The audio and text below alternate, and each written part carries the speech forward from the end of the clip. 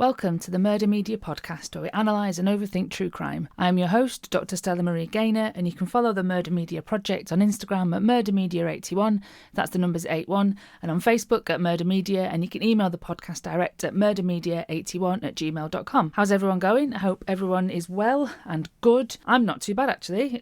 I'm feeling a lot more relaxed now that the last two big events of both the academic year and my mad first half of 2025 are over. I did Miskatonic, which I'll talk about in a minute, and my colleague and I held a little symposium event at the university, the Blood, Myth and the Media Symposium. So the Blood Day first went really well. It was nice and small, which was good because small was all I was able for by the end of last week. We had a really interesting range of papers from, there was all sorts. So the representation of menstruation in media, an exploration of artwork and installations from artists from the LGBTQ+ community. So looking at works that centred on HIV and AIDS, which use blood as imagery, like using blood as the natural working medium. It was really cool. We had work on blood and vampires in games like Vampire the Masquerade, if you remember that from last episode. I did a paper on how blood is used to drive and develop the narrative in true crime series, and I'll turn that paper into a podcast episode, so I won't explain too much about it now. We had a lunch and some wine at the end, so it was really nice. But by the time I got home on Friday, I was a broken woman. I was so tired, so tired. I got back about halfway home on the train. I was like, right, I want chips. So I went to the chippy, came home, ate some food, and then stared into space for about half an hour before I went to bed. I was so tired. I was so tired because, well, I'm an adult and we're just fucking knackered all the time, aren't we? But I was especially tired because I'd been to London to do Miskatonic earlier in the week, and that seemed to use up all of my battery, I think. What with the wild adrenaline surges brought about by savage anxiety and nerves about doing it. Miskatonic is a great place, and it is, of course, a real honour to be asked, but fucking I was nervous. I went down on the train on the Tuesday. I went to my mate Laura's house, and then she took me to where the horse hospital is, so the venue where Miskatonic is, and I was genuinely quite nauseous with nerves when I got there, which is totally mad because the host, runner of Miskatonic, Josh, is really lovely, and everyone who came was really lovely, but you know when you just kind of wind yourself up about stuff, or I do anyway, and I think what made me so scared about it was that it was 2.5 to 3 hours long, so 2.5 to 3 hours of me. That's a lot of me, and because people were paying for tickets, so parting with their hard-earned money to come out on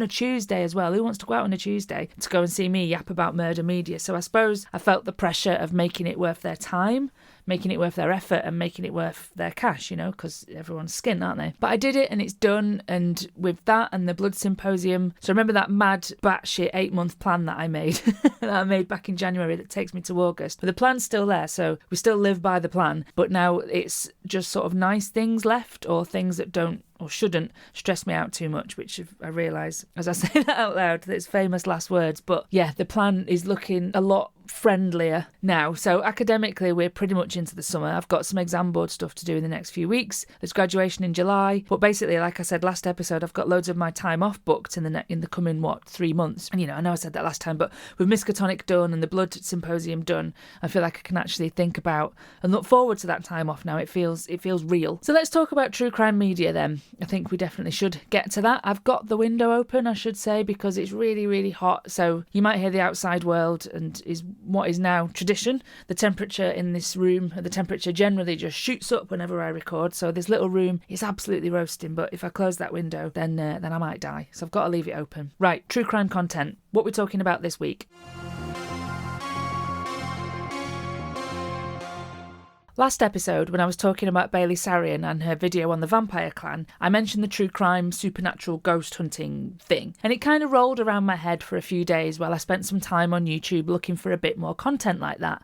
And I found some really good stuff. I found a channel called the Paranormal Files. I found a video where the host goes on ghost hunting, although I don't actually remember if he uses the phrase ghost hunting, so he might not like that description, but I'm probably going to keep using it because it makes sense to me. Anyway, he makes these very long and detailed videos where he investigates various sites, so houses, outdoor sites, old buildings, which have paranormal activity. So I'll explain more about how I read and understand this content as we go. And as I found the channel through my YouTube searches, guess which murdering fuckface turns up first? Yep, Ted Bullshitter Bundy comes back fucking again. So I watched that one, then I watched the Ed Gein one, then I watched the Dharma one, all from this channel, the Paranormal Files, and then I watched one that wasn't really true crime. It was about the Antwerp mansion here in Manchester, which is really cool to see. Partied many times in there, and yes, I can confirm it's really spooky in there. Anyway, distraction. So I thought that the Bundy episode from the Paranormal Files, and all three that I've mentioned, would actually be great to analyse and overthink, but in the interest of actually getting a podcast episode done and written and researched and scripted and recorded, I thought it best to just look at the one episode. So I'm going to look at the Bundy episode from the Paranormal Files. So amongst other things, the Bundy episode is shorter, around an hour and 11 minutes, so I could watch it a few times without it taking up too much of my time, and again in the spirit of getting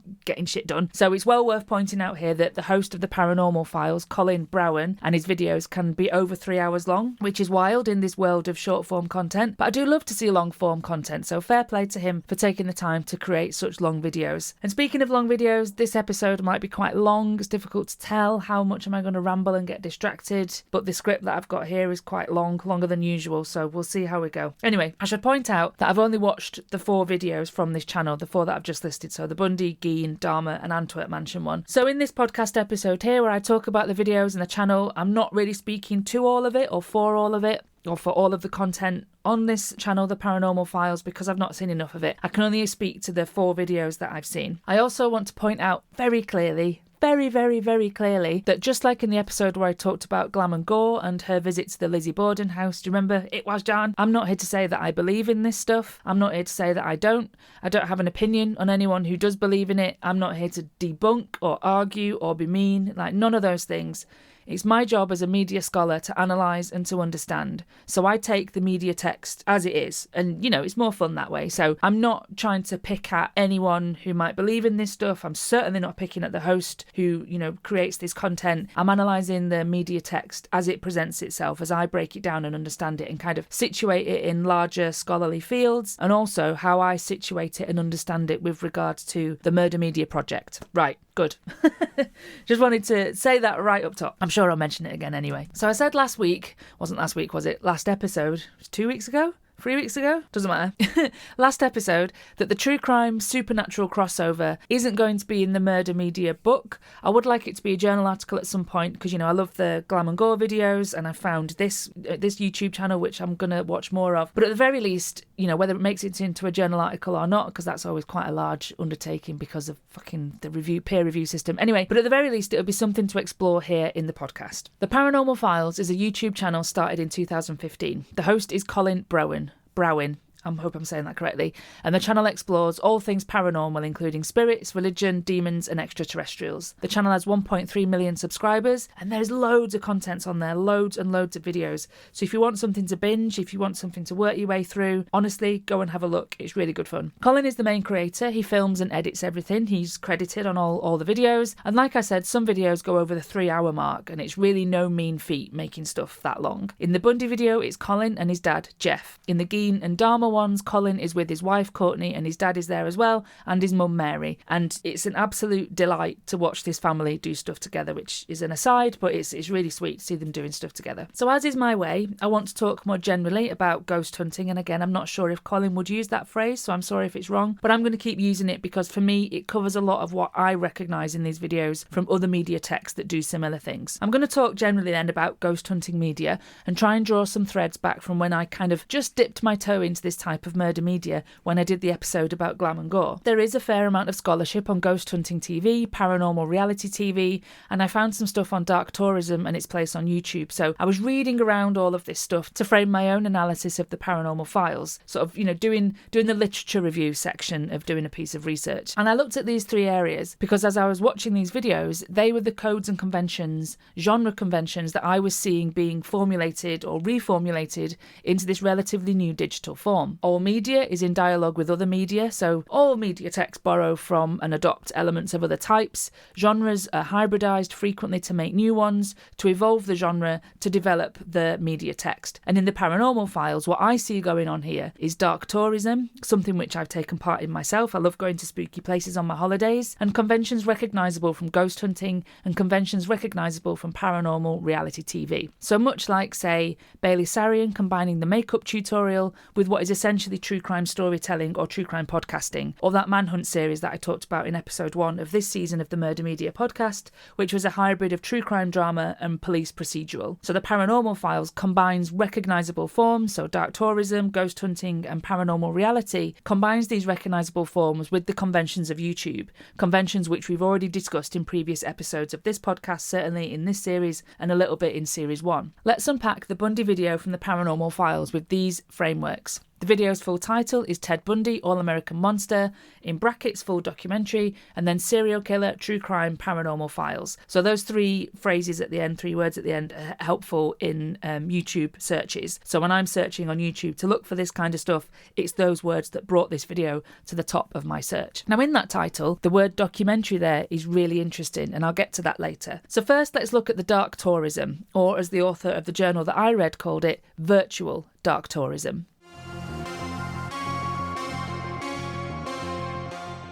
Nicola Basaraba, and again, I hope I'm saying that correctly, Nicola Basaraba wrote in 2024, and as always, I'll link what I've read in the show notes, wrote about armchair tourism content. So those vlogs where people go on holiday or visit various places, and then we get to watch them and kind of experience the place with them. These vlogs, some of them are mad popular on YouTube with like millions of subscribers. Their hosts are basically celebrities to their millions of subscribers. They have a very strong brand, they cultivate authenticity really well, and they have a strong loyalty in their fans or subscribers. Dark tourism, says Basaraba, is a, quote, growing digital narrative genre, end quote. She defines dark tourism as visiting sites that are associated with death, disaster, suffering, the macabre, or anything unpleasant. Which, yes, again, I do that too. So last summer, I walked the Corpse Path, I went to the Poison Garden, and this summer, I'm going to go to the little village of Eyam, which is known as the Plague Village. So you can probably hear magpies, but I can't close the window. But I'm going to go to the little village of Eyam, which is known as the Plague Village. So in the UK, obviously, the bubonic plague or the Black Death sort of ravaged the UK and Europe a number of times. But on one of the times that it came here, it was moving up the country from the south, from London, really, moving up the country from London and Bristol. And it hit a little village I think it's in Derbyshire, in the Peak District. I'm not sure. I'll find out when I go.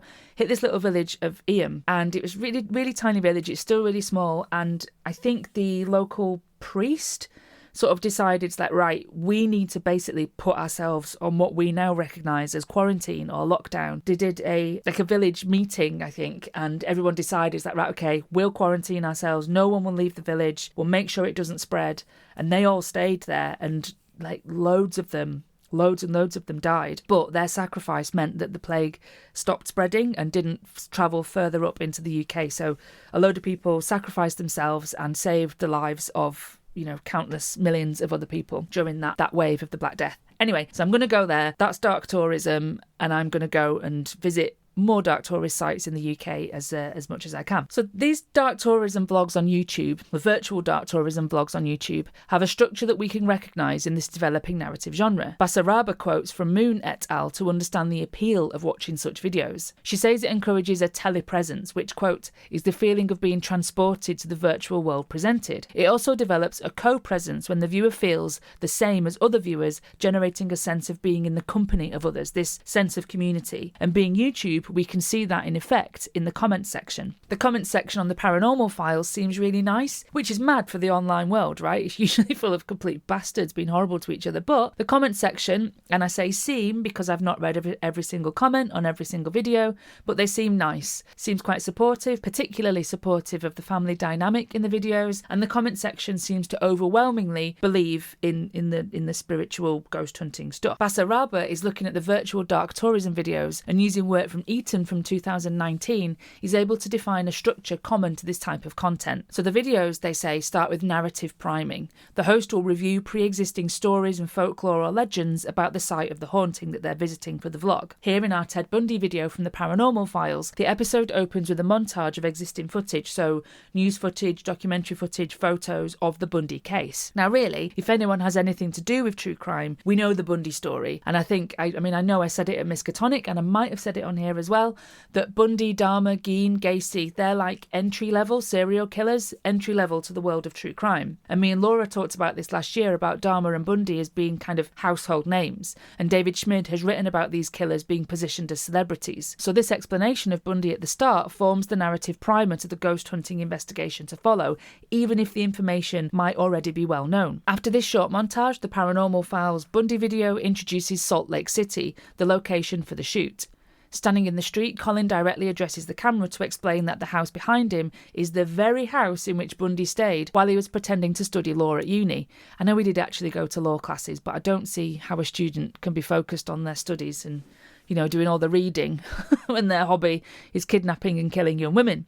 My students have it hard enough when they've just got part-time jobs in Tesco. In the street, Colin tells us that that's the house. That's the fire escape that Bundy used to wriggle down to get in and out of the shared house that he was in, sort of to get in and out undetected. There are 2 camera shots here, one for the direct addressed to the viewer and the other shows Colin from the side talking to that camera. Now, I want to look at how the videos draw attention to the production later, but for now, it's here in the video that we're introduced to Jeff, Colin's dad. And honestly, because this was the first one I watched from this channel, I was surprised to see that he was there with his dad. So Colin asked his dad what he remembers from that time in the 1970s when Bundy was doing his thing, all the news reports, the televised trial, that stuff. And Jeff the dad, I'm going to have to call him Jeff the dad, I think, because I've fairly liberally referred to Jeffrey Dahmer as Jeff on here, and I don't want to confuse it because Jeff the dad seems lovely. So Jeff the dad has a strong contribution to the narrative priming here. He says that he remembers the time and the case as, quote, creepy. So this tells us then that creepy is the order of the day, and given the montage of Ted Bundy that preceded this little section of On the Street, we're primed now to know that this is not going to be a nice ghost. Basaraba continues to explore the virtual dark tourism with Eaton's frameworks and discusses what she calls narrative emergence. In this, unexpected occurrences are shown, while the hosts address them and speculate about them, speculate what they could mean. In the Bundy video, Colin, in his second scripted montage, which details some of Bundy's crimes, there's a really clever bridge between the facts of the case and the more speculative paranormal world that the video is about to enter. The next location is the Bundy bunker, up in the hills, the woods around Salt Lake City. Now, I didn't know about this place. After I watched this video, I went and had a look, quick Googles, what's the Bundy bunker or the Bundy cellar? So up in the woods, up in the hills around Salt Lake, there stands this old cellar from a house. So the house is gone, but the cellar, the creepy cellar, is still there. It's called the Bundy bunker because local legend, urban legend, says that Ted Bundy killed there, but this is unproven. I reckon it's just a place that's a bit creepy, there's that word again, and sort of local teens tell each other scary campfire stories about it. I went and found actually another video of 2 ghost hunters going to the Bundy bunker, and their delivery is completely different to Colin's, and I found them quite annoying, really. They were talking about the Bundy bunker and Ted Bundy killing there as if it was fact, as if it was real. This is where he brought women and this is where he killed people, and it's just don't do that. I found that a little bit uncomfortable. So I didn't watch the full video, to be honest. I watched 10 minutes of it because I found it really irritating. Anyway, I'm not talking about them. I'm talking about the Paranormal Files. In Colin's script, this bunker is the perfect bridge between the true crime story he's been telling us up to now, so the Bundy case, and what the video is going to do next. Colin goes from factual retelling to then saying that the police speculated that there were many more victims than what Bundy admitted to the myth, the urban legend of the bunker. So Colin goes from fact to the speculation from the police, to something which he says himself is urban legend, something that some people believe and some people don't. I thought that was a really nice bridge from true crime documentary into paranormal reality investigation show. I think it works really well to bring us on this journey. We go with Colin and Jeff the dad to the bunker. It's in some thick woods and it's pretty creepy, to be fair, but I guess most things are creepy at night in the middle of nowhere. Colin says things about how we might imagine this bunker being used by Ted Bundy. Colin knows and, rightly says there's no real link, but kind of speculates and imagines it anyway. Already his and Jeff the dad's and now our imagination is in overdrive. I'm not saying here at all that Colin imagines anything from his investigations. Remember, I'm not judging or reviewing. It just generally works well that as a narrative primer to kind of get us in the mood for a spooky time. Colin and Jeff the dad get there then. It's creepy. They think the door to the bunker is open, but it turns out to be welded shut. But they can sort of fit a camera in the small open space to see down the steps into the, yes, I'm going to say it again, into the creepy cellar. VHS distortion works here as an edit marker. Lots of the video is left unedited. We see long sections in real time, but the edit marker is here to edit out Colin and Jeff the dad, putting out various ghost hunting technology. So once they're ready, Colin calls out directly to anyone or anything that might be there. I'm going to play a clip and it's got really loud nighttime bugs on it. Crickets, is it? I'm not sure. We don't get those loud bugs here. And when they get to the spirit box in the clip after that, it's really loud. So, you might want to be ready with that volume button. So let's hear the first clip from Colin asking if anyone might want to talk to them. Brand new battery. Okay, first of all, to anybody who might be here or in the woods surrounding this place, we're here to talk to you. Maybe if there's the spirit of a victim, someone else who lost their lives in this area, or maybe if you're Ted Bundy himself, we want to talk to you. We have some toys, some tools, and if you come chat with us, we'll be able to tell that you're here. My name's Colin. And I'm Jeff. So if there is someone here, could you follow my voice and walk towards us?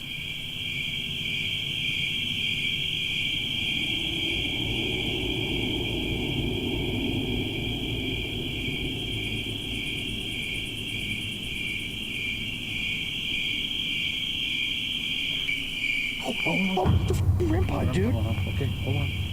Talk. Yeah, please. Thank you so much. Just keep walking. If you're down in the cellar, come up and let's have a conversation. There's a camera in there, a music box. This is called a REM pod, that little red light. If you walk towards us, we'll be able to see that you're coming. And I see that you did that. Thank you. So if you see that red light, can you walk towards it?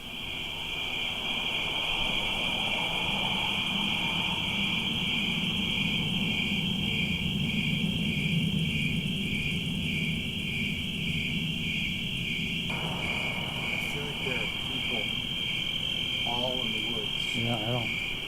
It's just crazy thick down here. It's like the woods are super dark. Yeah. It's just creepy vibes. I really wish we could get in there, but... Can you hear me?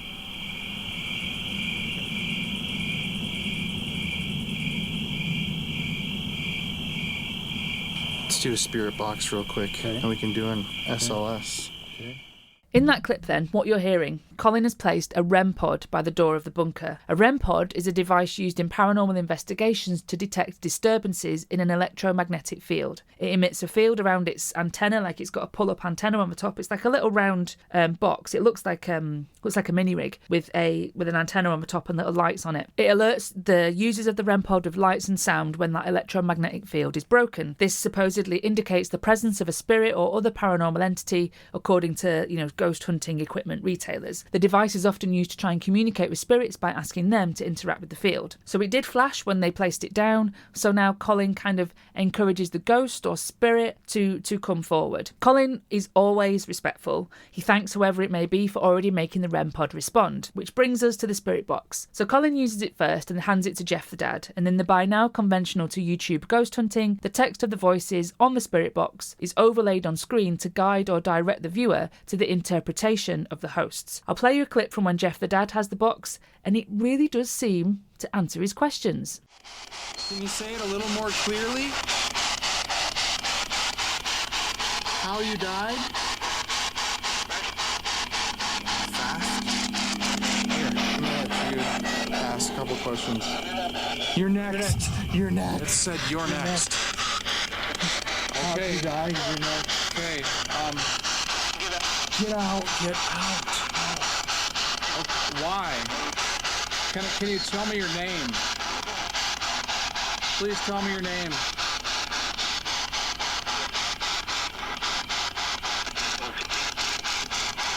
You're gonna have to listen to this, man. Do you know who I am? Can you say my name? How did you die? Oh my God! Yes, I did. Yes. Oh, you're gonna have to listen to this on the way back. Okay. It seems like how many of you are here? A lot. A lot. Witch? No, we are not witches. You are. Oh my God, dude! This is like crazy. Here, step towards this door. Hey, can you tell me just your name clearly? You're gonna kick this up and put headphones on. Yeah. Okay, can you tell me who else is here? Emma? Emmett? Emma? Do you live here?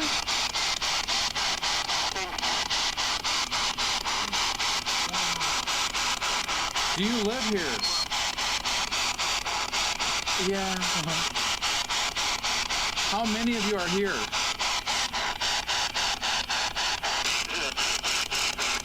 Did you? Okay, can you say it clearer? How many are here?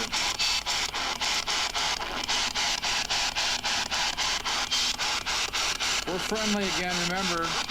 How many of you spirits live here? 38.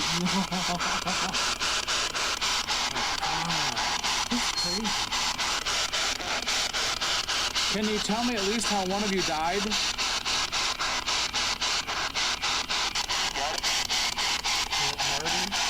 God, right? You have to listen to it.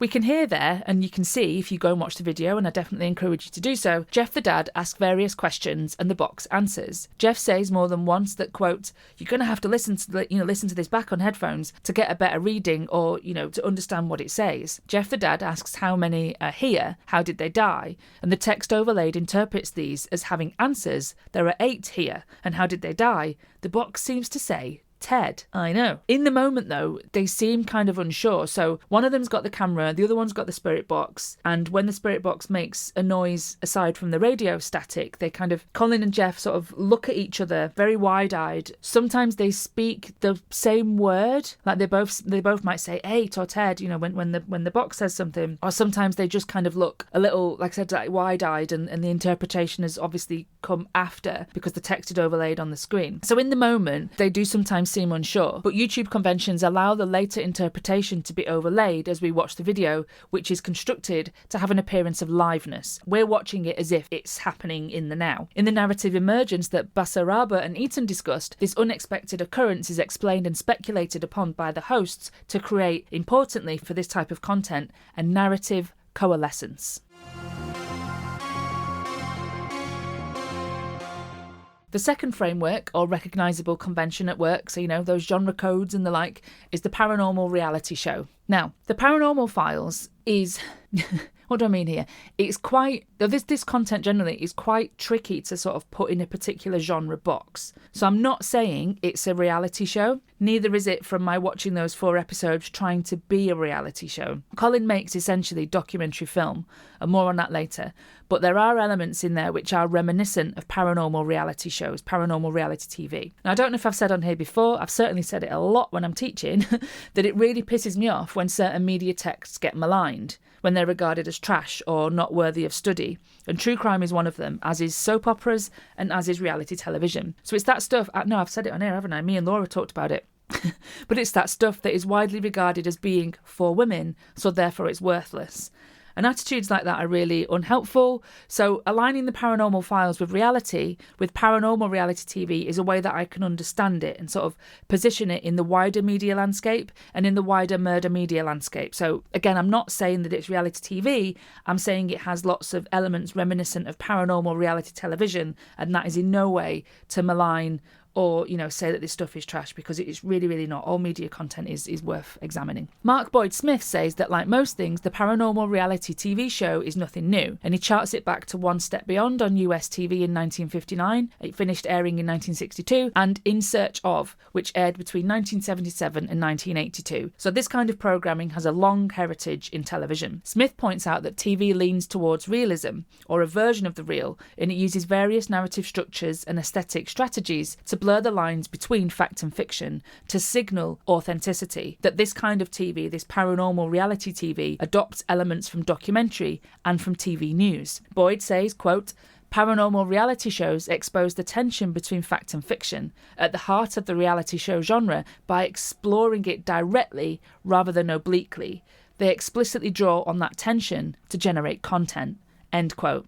Can you hear electric cars going past? Do you think they sound like the cars in the Jetsons? Anyway, that's irrelevant. So long-standing ghost hunting TV like Ghost Hunters, Ghost Adventurers or Ghost Lab are fairly well represented in media studies scholarship. Ghost hunting and true crime as hybrid on YouTube is of course wildly understudied, so that's kind of good news for me. But it also means that I've got to take these sort of disparate elements of, media studies, ghost hunting, television, YouTube conventions, dark tourism, and sort of bring all those things together to begin to understand things like the Paranormal Files.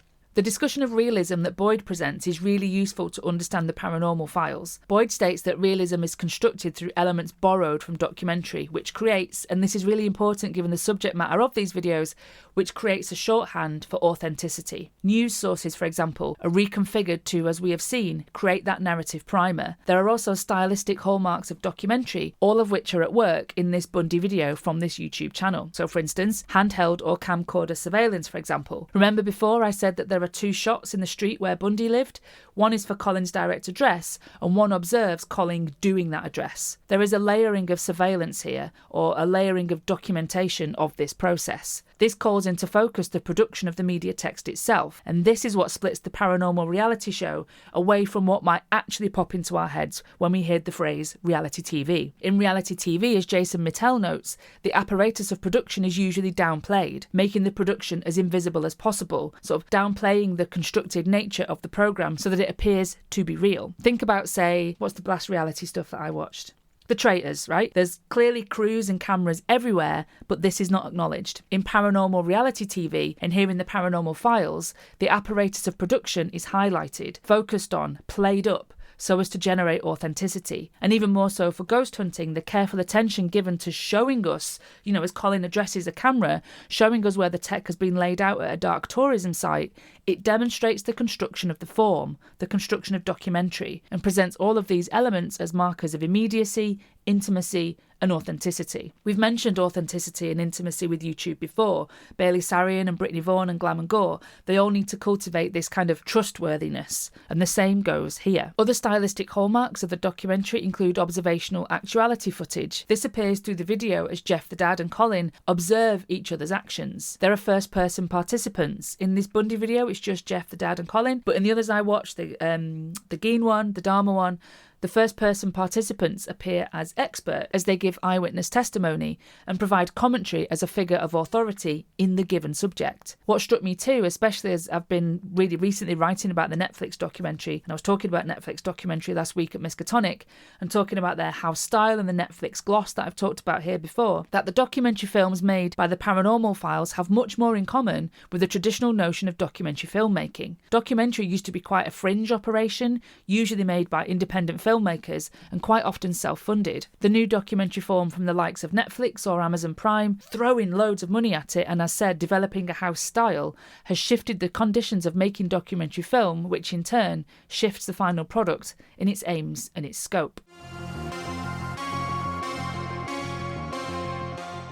The last area of scholarship that I was reading around in order to unpack and begin to understand this YouTube content, because this really is only beginning, I've literally just scratched the surface, was ghost hunting television, and I'm really interested in the technology used. I talked a little bit about this with the episode I did on Glam and Gore at the Lizzie Borden house. They used the spirit box and interpreted the voices and noises heard, but the real sort of evidence, shall we say, came when Mikey saw the audio signature on the laptop. In that moment when the spirit box appeared to say it was John, Mikey wasn't so sure. She didn't hear it in the moment in the same way that Spencer and Peter did. Mikey needed kind of further proof, I suppose, from technology about what she may or may not have heard. Sarah Juliet Lauro and Catherine Paul take a close look at the technology used in ghost hunting programs in their 2013 article, and they explore how technology is an invocation of the scientific method. So once again, for the people at the back, I'm not at all passing judgment on the authenticity of the claims or the interpretations or experiences of the hosts of these shows or this week's case study, The Paranormal Files. By invoking the scientific method, says Lauro and Paul, such dependency on technology says a lot about what we need for persuasion in our current world. This article does a historical tour through all the types of technology used in spiritualist practices: Ouija boards, automatic writing, telephony. So it's a really decent piece of research that contextualises more modern devices in a long historical context of using technology, no matter how simple or low-tech that might be. Lauro and Paul make an interesting point that, unlike other beliefs, spiritualism does seem to seek proof and evidence, and in the modern day, just like we see in the Paranormal Files,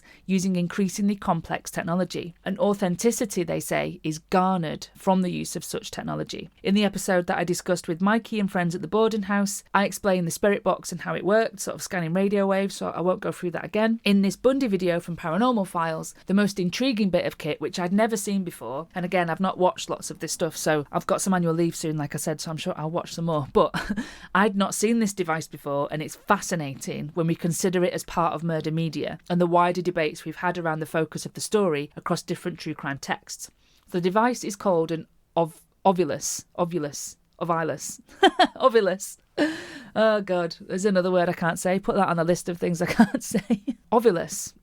I'm going to say ovulus. I'm sorry, that makes people want to, rip the skin off with annoyance, but I can't speak. Right. In the Bundy video, after leaving the Bundy bunker, Jeff the dad and Colin go up to American Fork Canyon. It's up in the Wasatch Mountains in Utah. Now, quick aside, I was thrilled to see that they were at Donna Hill. Anyone who knows me knows how much I cannot speak highly of this book enough, how much I adore the book by Daniel James Brown, The Indifferent Stars Above, the harrowing story of the Donna Party. I was yelling at my laptop when they showed the little, the plaque on the monument at Donna Hill. I was yelling at my laptop. That's where the cannibalism started. So, true crime podcast Easter egg fans, that's for you. Anyway, really pleased that they're on Donna Hill. Just like, I'll visit there one day. Colin and Jeff the dad, they're at Donna Hill. I'm yelling, and they whip out this device, the ovulus. So what is an ovulus? It's a device that detects changes in the EMF field and produces words from those changes. Now, that's my explanation from a very, very quick Google. It's probably more complex than that, but I'm sure you can have a look if you're interested. You've got access to the internet too. In the video, this ovulus is connected to what looks like a regular smartphone. There are other videos, so in the Geen and Dharma videos, the ovulus device looks a bit different, like it's all one device rather than an attachment. I might be wrong about this, but to me it looks like a little thing that's attached to a phone. I don't know. If I'm wrong, I apologise. Anyway, but that's what it's doing. It's using the changes to sort of turn it into words. As the device detects these changes, the EMF changes, the words are read out from the phone. It sounds like a standard sat-nav type voice. So they're at Donna Hill, and as they start to get a feel for the place, they're both a little bit unsettled by the place. Edits show us the technology laid on the ground, and these technology devices are covered by the static camera. So there's a footstep tracker, which Colin demonstrates working. The REM pod is there, which you've already seen, and the music box. I'm not fully sure what the music box is or how it works, but it's there. So they've got 3 devices kind of set on the path and a static camera watching them. We switched to the standard to Ghost Hunting TV green night vision. At the Bundy bunker, Colin was asking outright if Ted Bundy was there. Here on Donna Hill, Colin addresses Laura Ann Amy. Now, Laura was only 17 when Bundy murdered her, and her remains were found there on Donna Hill. With the ovulus in his hand, Colin calls to Laura directly. I'm going to play you a clip from this section of the video. There's a lot of white noise in the background. That's because there's a river flowing nearby. So again, you might want to be ready with your volume button.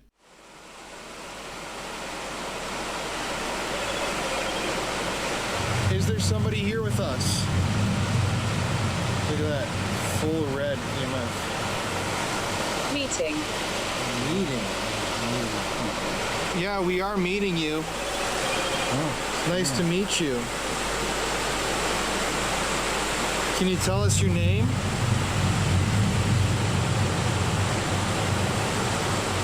Laura Ann? If you're here, we would love to talk to you.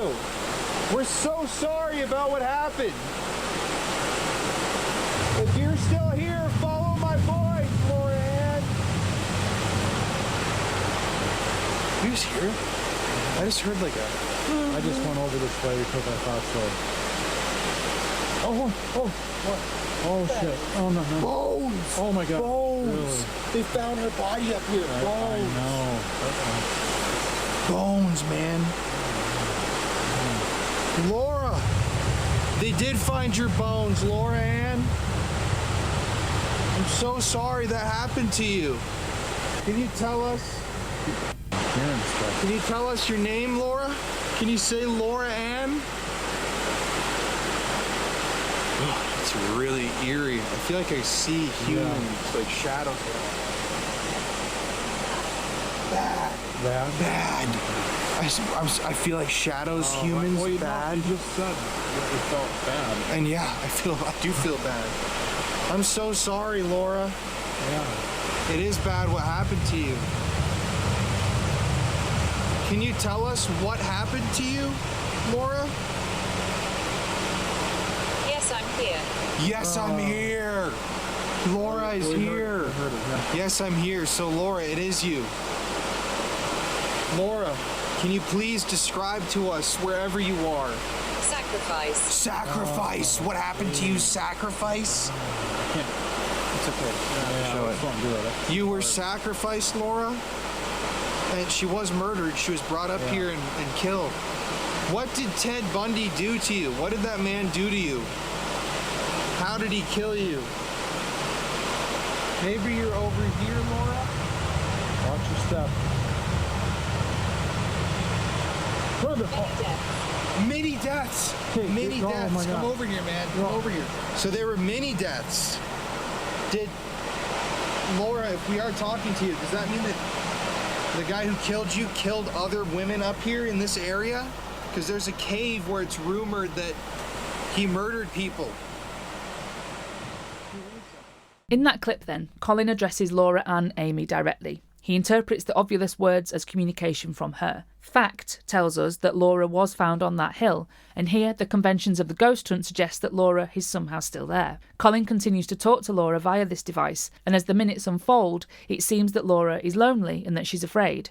She doesn't want them to leave. Later the word camp appears on the device as if she wants them to stay overnight. The device asks them for help too. Jeff the dad interprets this as Laura needing help to cross over, to leave Donna Hill.